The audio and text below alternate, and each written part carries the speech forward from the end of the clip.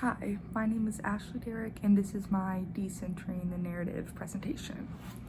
Throughout the semester, we have talked a lot about classism and intersectionality. As we defined in our notes, classism means differential treatment based on social class or perceived social class. Intersectionality means the framework for a person, group, or problem as affected by a number of factors. For this presentation, I chose to talk about and mainly focus on the book The House on Mango Street.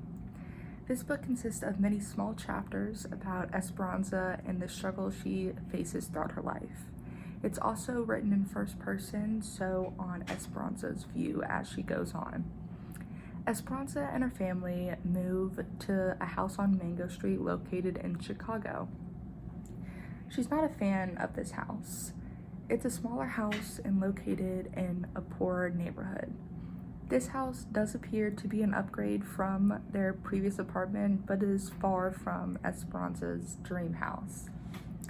She puts most of her emotion into writing and uses writing as an escape to get away from the real world, and she does this a lot. I definitely noticed a lot of examples of intersectionality and classism throughout reading this book. An example of classism that I found in The House on Mango Street was on page 90. This chapter was called A Smart Cookie. This was about how Esperanza was a smart kid, but she sadly was unable to get a good education based on her clothing and her appearance. This showed that her appearance got in the way of her getting a good education, which should not interfere with that at all, but in her case, it did. Another example of classism that I found in The House on Mango Street was on page 28. This chapter was called Those Who Don't. This small chapter starts by stating, those who don't know any better come into our neighborhood scared. They think we're dangerous. They think we'll attack them with shiny knives. They are stupid people that got here by mistake.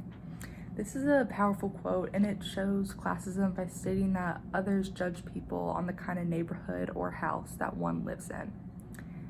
So many factors affected Esperanza's life growing up and just continuing life, such as race, integrity, class, gender identity, access to education, sexual assault, immigration status, and the list goes on.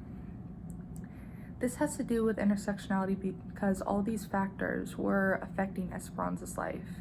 Because of the area that Esperanza lives in, she is perceived differently than others that live in a more wealthy neighborhood. This is just another factor that affects her life when it absolutely shouldn't. An example I found on intersectionality in the book was on page 53, and this small chapter was titled The First Job. Esperanza wanted to find an easy job to make some money. She didn't just want this job for herself, but she wanted the money to help her family pay for her good education. There's a quote that said, on North Broadway, where she worked, and how old was I, and to show up tomorrow saying I was 1 year older, and that was that. This just shows that if one is older, they have a better chance of getting a higher up position in a job. And in my opinion, if you are mature and capable enough for the position, your age should not have anything to do with it. But this did affect Esperanza. Also in this chapter, I noticed classism. The quote that read, the Catholic high school costs a lot, and Papa said nobody went to public school unless you wanted to turn out bad.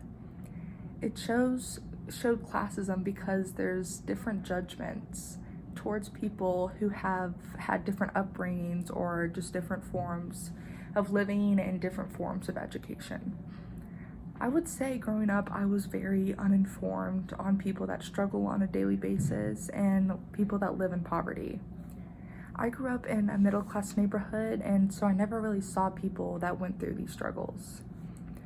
I'm very glad that this book was assigned because it just shows the viewpoint of Esperanza and her journey of living in the lower socioeconomic status.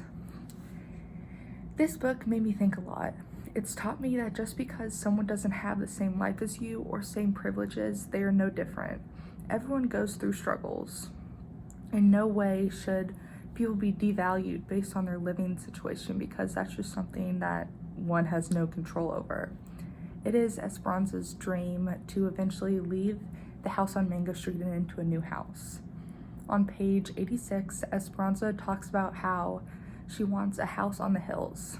A quote in this chapter says, "People who live on hills sleep so close to the stars they forget those of us who live too much on earth. They don't look down at all except to be content to live on hills." She is describing the house on the hills for those who are in higher socioeconomic, people that are higher in the socioeconomic class. Eventually, she's just basically describing that people that are in the higher socioeconomic class just have things easily. But later on in this chapter, she talks about when she eventually wants to own her own house, she will never forget her roots and where she came from. And if someone needs a place to stay, she will offer her attic because she knows how it feels to be without a house. This is giving across a message that Esperanza does not want to judge others how others judged her. Overall, I would strongly suggest this book to others. It teaches you not to judge others for what they have, but also be grateful for what you do have and not take what you have for granted. And thank you all for listening, and I hope that everyone continues to stay safe.